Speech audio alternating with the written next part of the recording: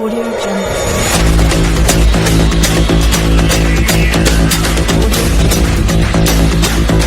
नमस्कार दोस्तों, आज फिर नया टॉपिक के साथ अपन आज है मैनेजमेंट का टॉपिक और अच्छा टॉपिक है। एग्जाम में क्वेश्चन पूछे जाते हैं तो आज का टॉपिक अपना पुस्तकालय जल्दसाजी यानी बाइंडिंग बोला जाता है। देखो दोस्तों, टॉपिक पढ़ते हैं अपना जल्दसाजी।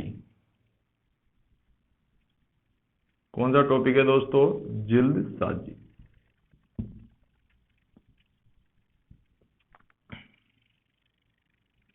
जल्दसाजी, ठीक है, दिख रहा है सबको। अब देखो, जल्दसाजी का मतलब है पुस्तक को सुरक्षित रखना, ठीक है, आगामी पीढ़ियां ग्रंथ का उपयोग ले सके, इसलिए पुस्तकों की क्या की जाती है? जल्दसाजी। जल्दसाजी का मतलब पुस्तक को मजबूत बनाया जाता है, ठीक है। अब दोस्तों देखते हैं इसके लिए जो परिभाषा दी थी, वो परिभाषा देने वाला था doctor SR. Ranganathan. Doctor SR. Ranganathan, ठीक है। अब रंगनाथन ने परिभाषा दी किसकी? जल्दसाजी की। इसने दी पुस्तक के सभी पृष्ठ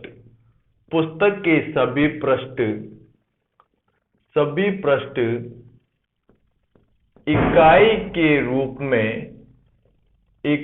रूप में कसकर बांधना। इकाई के रूप में कसकर बांधना वो क्या कहलाती है दोस्तों? जल्दसाजी कहलाती है। और आसानी से पुस्तक के पेज पढ़ सकते हैं तो क्या कहलाती है? जल्दसाजी। परिभाषा किसने दी? Doctor SR. रंगनाथन ने। बात करूंगा दोस्तों इसके उद्देश्य की। किसकी? उद्देश्य की। पहला उद्देश्य है कि पुस्तकें सुरक्षित रहती हैं। क्या रहती हैं? पुस्तकें सुरक्षित रहती हैं। पुस्तकें सुरक्षित, ठीक है। इसके अलावा पुस्तक को क्या प्रदान होती है? मजबूती, ठीक है। पुस्तक को मजबूती प्रदान होती है। पुस्तक को मजबूती, ठीक है। अधिक समय तक सुरक्षित और पुस्तक के नष्ट होने से बच जाती है। नष्ट होने से क्या है? बच जाती है। नष्ट होने से बच जाती है। एक ही याद रखना। इसके अलावा मोस्ट इंपोर्टेंट जो एग्जाम में पूछ सकता है कि 5 सूत्रों की क्या करती है? रक्षा करती है, यानी संतुष्ट करती है। 5 सूत्रों को संतुष्ट। Doctor SR. रंगनाथन ने दिए थे 5 सूत्र। 5 सूत्रों को संतुष्ट। 5 सूत्रों को क्या करती है दोस्तों?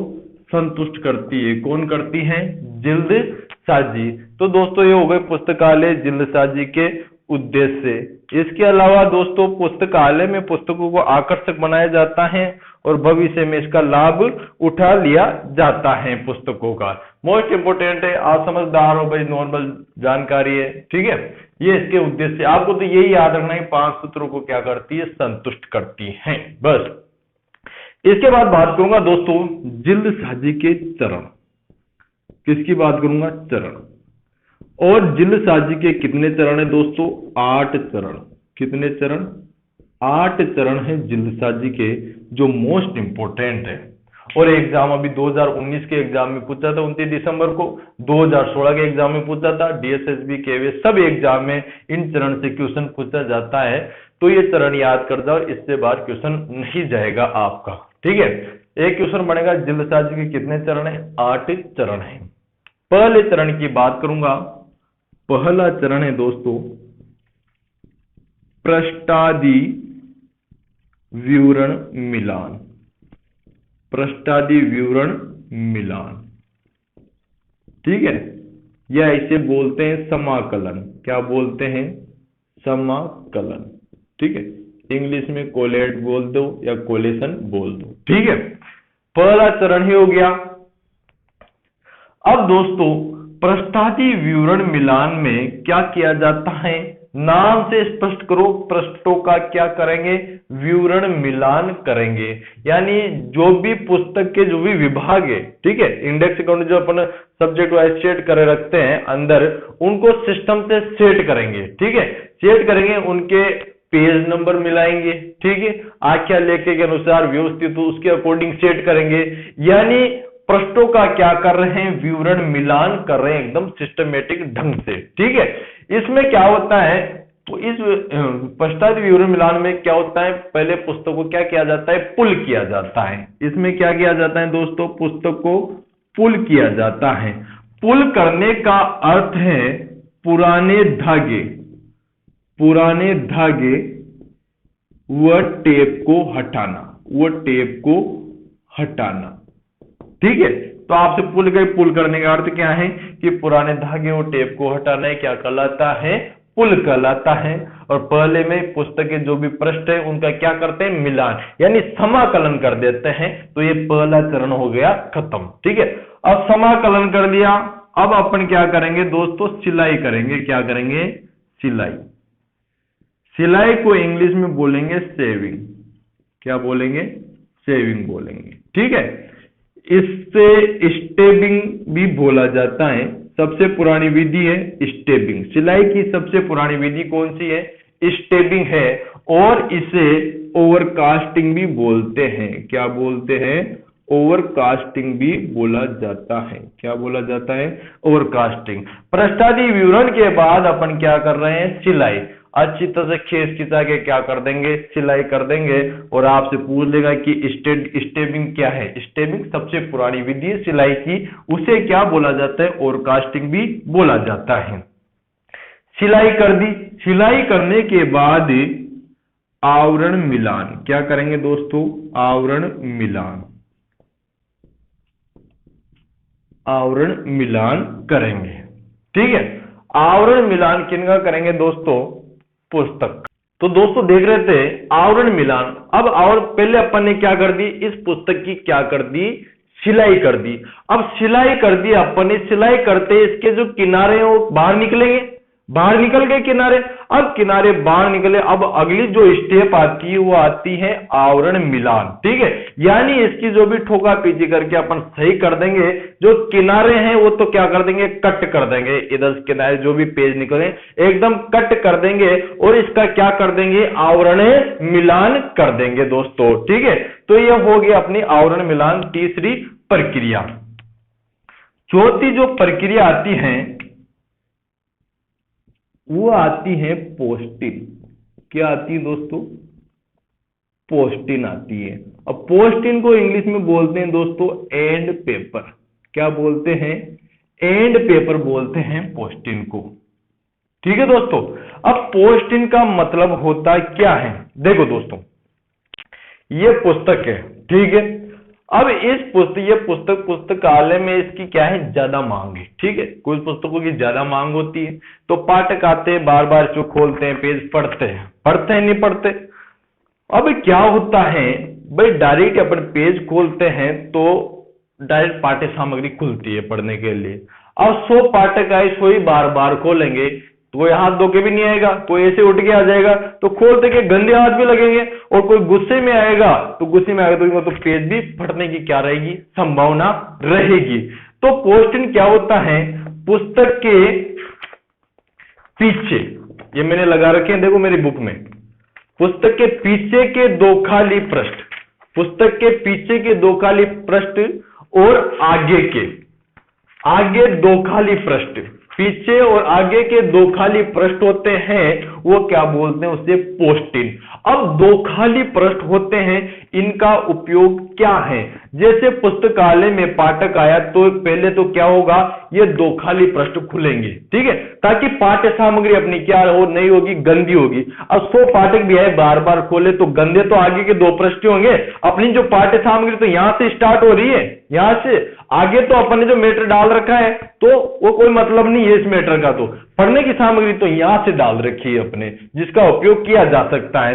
तो आगे और पीछे के जो खाली पृष्ठ होते हैं वो क्या कहलाते हैं दोस्तों? पोस्टिन। और ये क्या करते हैं? पुस्तक को सुरक्षा प्रदान करते हैं।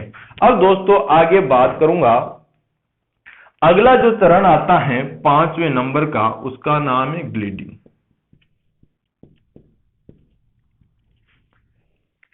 ग्लेडिंग का मतलब होता है दोस्तों, यह अपनी पुस्तक है, इस पुस्तक को देखो, यानी किनारे रंगना, ठीक है। इस पुस्तक में क्या करते हैं? किनारे रंगने का कार्य किया जाता है या ग्लेडिंग की जाती है। अब किनारे रंगने से क्या होता है? पुस्तकालय में पुस्तकें यूं रखी होती है, निधानियों में रखी होती है। अब आपको पता है पुस्तकालय में अलमारियां भी होती है, ठीक है, अलमारियां हो गई, और खिड़कियां भी होती है, हवा भी आते हैं, धूल मिट्टी भी आती है। तो धूल मिट्टी आती है तो पुस्तकों में धूल मिट्टी जम जाती है, धूल मिट्टी जम जाती तो पुस्तकें क्या हो जाती है? खराब हो जाती है। तो ग्लेडिंग क्या करती है? इसको चिकनाई प्रदान करती है। क्या प्रदान करती है?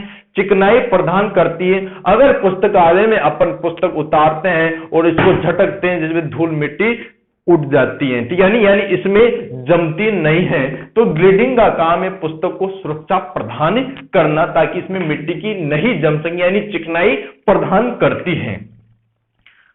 5वां है दोस्तों, वो है hand band. Hand band, hand band पुस्तक की सजावट के काम आते हैं। किसके काम आते हैं? पुस्तक की सजावट के काम होते हैं। मुलायम क्राफ्ट कागज की पट्टिका, जो पट्टिका लगाई जाती है, वो ये हैंड बैग पुस्तक की सजावट के काम आते हैं, ठीक है। 7वें की बात करूंगा, आता है होलो बैग। होलो बैग, इस आवरण मिलान में दोस्तों पीछे जो आते हैं पुस्तक के जो पीठिका है, उसके पीछे क्रमांक अंक आख्या ये लिखा जाता है, ठीक है। अब बात करूंगा होलो बैग की, ठीक है। होलो बैग, होलो बैग को समझते हैं दोस्तों। अब देखो ये पुस्तक है अपनी, इस पुस्तक में जो ये पेज को सपोर्ट, ठीक है, अंदर की साइड की बात कर रहा हूं, पेज को सपोर्ट यानी अंदर की साइड। अब जो ये पेज अपन ने सेट किए, इसको कोई सपोर्ट तो कर रहा होगा पेजों को, नहीं तो सपोर्ट नहीं कर तो उल्टे सीधे हो जाते। अब इसको जो सपोर्ट कर रही है दोस्तों, इस पेज को, ये किताब है अपनी, ठीक है, ये सपोर्ट कर रही है, पेज है बहुत सारे। अब इनको क्या कर रहा है? सपोर्ट प्रदान कर रहा है, इनको सपोर्ट प्रदान कर रहा है। वो सपोर्ट प्रदान कर रही है दोस्तों पुस्तक पीठिका। कौन प्रदान कर रही है? पुस्तक पीठिका प्रदान कर रही है। अब पुस्तक पीठिका ये है ना, एक कड़क कागज गोल पट्टी करके इसके पीछे यूं लगाई जाती है, ताकि पुस्तक के जो पेज है उसको क्या प्रदान कर सके? मजबूती प्रदान कर सके। अब ये तो मजबूती तो प्रदान कर देती है, मगर इसको कौन मजबूती प्रदान करेगा? ठीक है, पीठिका को कौन मजबूत, इसने तो पेज के लिए मजबूती प्रदान कर दी, अब इसको कौन प्रदान करेगा? तो इसको तड़कने, क्या दोस्तों? तड़कने व चटकने, तड़कने व चटकने से बचाने के लिए इसके पीछे क्या लगाया जाता है दोस्तों? होलो बैग, ठीक है। ये होलो बैग लगा हुआ है, ठीक है, ये लगा हुआ है। जो होलो बैग है, ये देखो दोस्तों, ये वाला, ये होलो बैग लगा रखा है, ठीक है, यहां होलो बैग। ये पुस्तक पीठिका को तड़कने और चटकने से बचाने का काम करता है। वो क्या है दोस्तों? होलो बैग। और दोस्तों इसके बाद जो अंतिम प्रक्रिया आती है, अंतिम प्रक्रिया आती है, उसका नाम है फिनिशिंग। क्या है? फिनिशिंग। आपसे एग्जाम में पूछ लिया जाएगा कि जल्दसाजी का अंतिम चरण कौन सा है, तो कौन सा है? फिनिशिंग। और पहला चरण कौन सा है? पृष्ठादि विवरण मिला। तो ये चरण याद होना जरूरी है दोस्तों, आप लोगों को अच्छी तरह से समझ में आया होगा, ठीक है।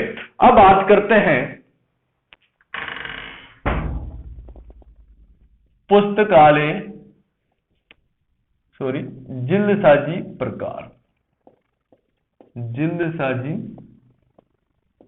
प्रकार की बात करूंगा, ठीक है।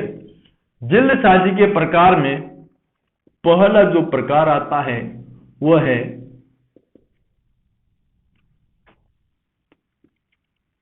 प्रकाशकीय, प्रकाशकीय केसिंग एंड पेपर बेग। प्रकाशिकीय केसिंग एंड पेपर बेग, यह पहला प्रकार है। दूसरा प्रकार है पुस्तकालय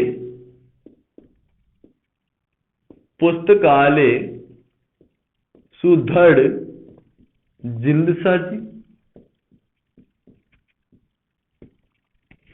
अगला जो प्रकार आता है वो है पुस्तकालय जिल्दसाजी। ये किसके प्रकार है दोस्तों? जिल्दसाजी के। ठीक है।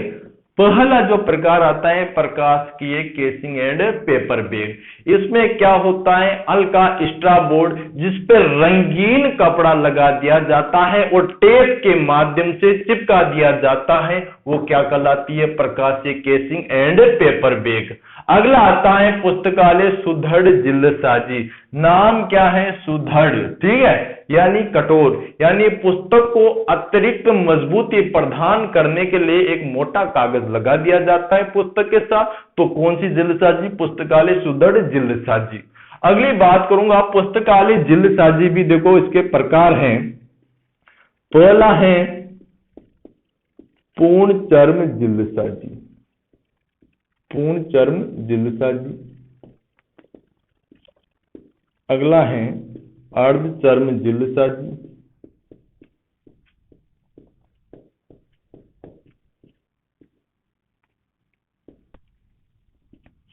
अगला है पूर्ण वस्त्र जिल्दसाजी।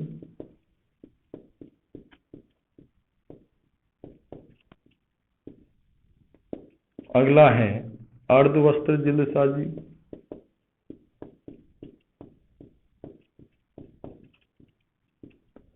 अगला है त्रुटि रहित जिल्दसाजी।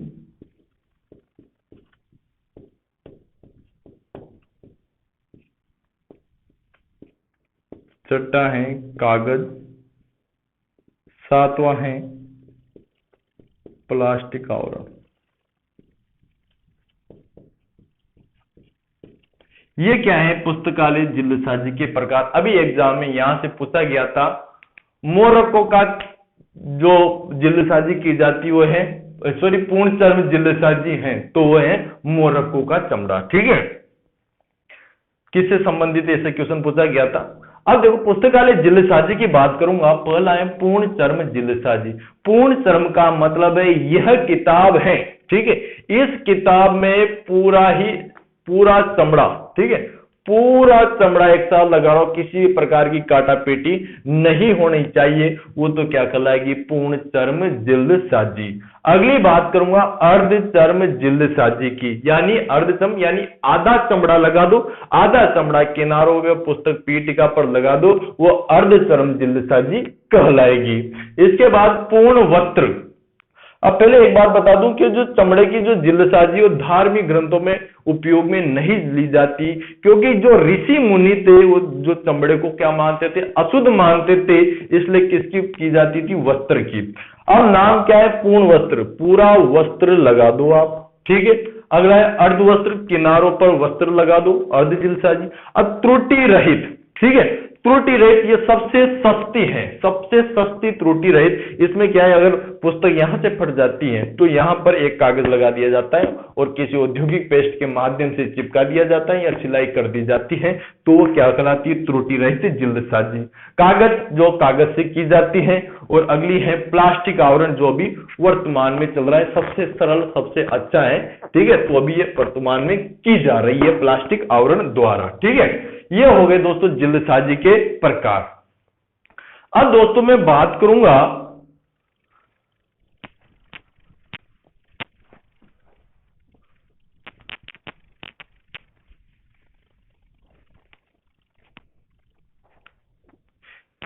सामग्री की बात करूंगा। सामग्री, अब सामग्री में देखो पहली जो सामग्री आएगी वो आएगा चमड़ा। क्या आएगा? चमड़ा। और चमड़ा भी किसका आया? मोरक्को का। मोरक्को का चमड़ा। मोरक्को का चमड़ा। एग्जाम में क्वेश्चन बड़ा था अभी, ठीक है। अब मोरक्को का चमड़ा, ये क्या है, मोरक्को देश है, उस देश में एक नस्ल पाई जाती है बकरी, वो है मोरक्को।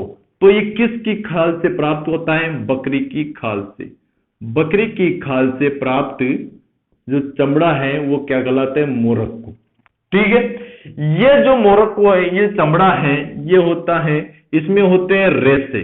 ठीक है, रेशे, और सतह पर क्या होते हैं, दाने होते हैं, सतह पर दाने होते हैं। इसमें रेशे, लंबे रेशे होते हैं, और सतह पर क्या होते हैं, दाने होते हैं।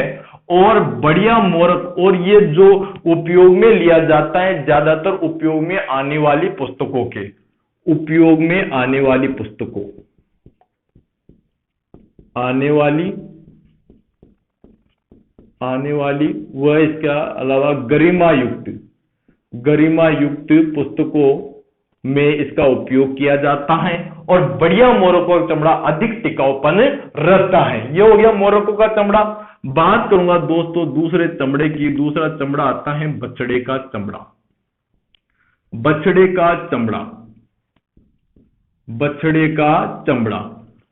बछड़े, अब अपन गाय के बछड़े का हम लगाते हैं तो मुलायम मुलायम महसूस होता है। तो बछड़े का चमड़ा कैसा होगा दोस्तों, मुलायम। कैसा होगा, मुलायम होगा बछड़े का। और टिकाऊपन की क्या होगी, कमी होगी। टिकाऊपन कमी होगी दोस्तों इस चमड़े में, इसलिए इस चमड़े का उपयोग नहीं लिया जाता पुस्तकालय में। आगे बात करूंगा दोस्तों सील का चमड़ा। सील का चमड़ा, सील का चमड़ा। अब सील जो समुद्र में पाई जाती है वो सील है। अब ये समुद्र में पाई जाएगी तो इसका चमड़ा क्या होगा, महंगा होगा। क्या होगा, महंगा।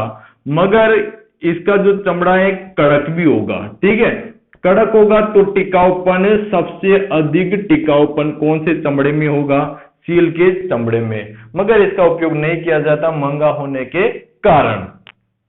आगे बात करूंगा दोस्तों शिप का चमड़ा। कौन सा चमड़ा आता है, शिप का चमड़ा आएगा। और शिप का जो चमड़ा है यानी भेड़ का चमड़ा, ये क्या होगा, भूरा होगा। कैसा होगा, भूरा। ठीक है, कैसा होगा, भूरा। और इसमें क्या रहेगा दोस्तों, टिकाऊपन भी रहेगा।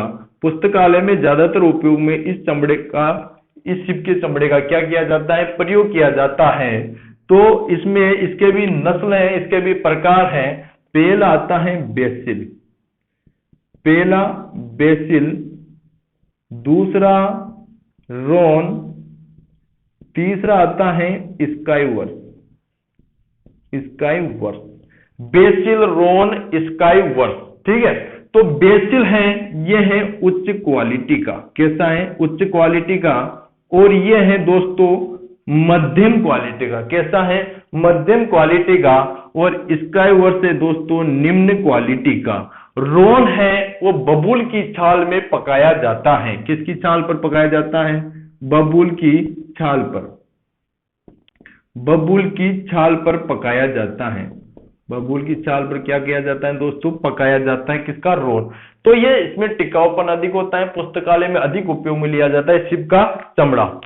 इसके बाद दूसरे अगले चमड़े की बात करूंगा दोस्तों में। अगला जो चमड़ा आता है दोस्तों सूअर का चमड़ा। सूअर का चमड़ा, सूअर का चमड़ा। अब सूअर का चमड़ा रहेगा मोटा। कैसा रहेगा, मोटा रहेगा। और टिकाऊपन अच्छा रहेगा इसमें। इसका उपयोग किन प्रकार की पुस्तकों में किया जाता है, शब्दकोश, शब्दकोश, विश्वकोश, शब्दकोश, विश्वकोश और एटलस। इन सब में किसका उपयोग किया जाता है, सूअर के चमड़े का। और जो ज्यादातर उपयोग में आती है पुस्तकें उसमें भी किस चमड़े का उपयोग किया जाता है, सूअर के चमड़े का उपयोग किया जाता है। आगे बात करूंगा दोस्तों में। आगे देखो इसमें सामग्री के रूप में देखो दोस्तों, एक तो कागज, चमड़ा हो गया। अब कागज की बात करूंगा। कागज में देखो दोस्तों straw board, straw board use में लिया जाएगा। इसके अलावा मेल बोर्ड यूज में लिया जाएगा। मेल बोर्ड यूज में लिया जाएगा, स्प्लिट बोर्ड यूज में लिया जाएगा, स्प्लिट बोर्ड यूज में लिया जाएगा और ग्रे बोर्ड यूज में लिया जाएगा। ये क्या है दोस्तों, इसके कागज की सामग्री।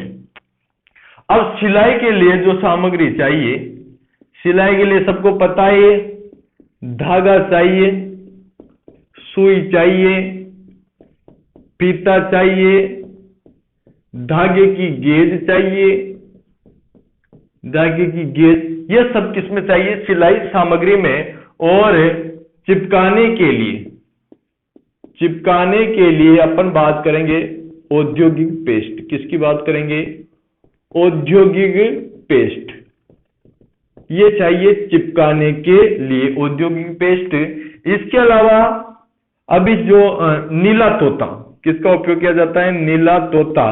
नीला तोता क्या है, जहरीला होता है। कैसा होता है, जहरीला। इसे मांड के साथ या कोई लई होती है उसके साथ मिलाकर लगाया जाता है ताकि इस पर कीड़े मकोड़े नहीं लगे, जो पुस्तक में इसका प्रयोग करने से, क्योंकि जहरीला अगर कीड़े मकोड़े इसके पास आते तो मर जाते हैं। इसलिए नीला तोता का क्या किया जाता है प्रयोग, औद्योगिक पेस्ट हो गया, फेविकोल हो गया, गोंद हो गया। तो दोस्तों अपना ये जिल्द साजी एकदम कंप्लीट हो गया है। तो आप लोगों को समझ में आया होगा। 1 2 बार 3 बार या जितनी बार आप वीडियो देख सको उतनी बार देख सकते हो, क्योंकि आपको पूरी छूट है एप्लीकेशन में। जितनी भी बार देखो वीडियो उतनी बार देख सकते हो, कोई समय सीमा नहीं है। आराम से देखो, बार बार देखो, रिवाइज करो। 3 महीने के बाद 3 महीने तक आपके पास वीडियो है या एग्जाम होगा, जहां तक वीडियो है आपके पास पूरा कंप्लीट देखो, आपको पूरी लाइब्रेरी साइंस यही याद होगी और इससे बाहर आपके क्वेश्चन नहीं जाएगा दोस्तों। तो आज के लिए इतना ही। थैंक यू, धन्यवाद, राम राम।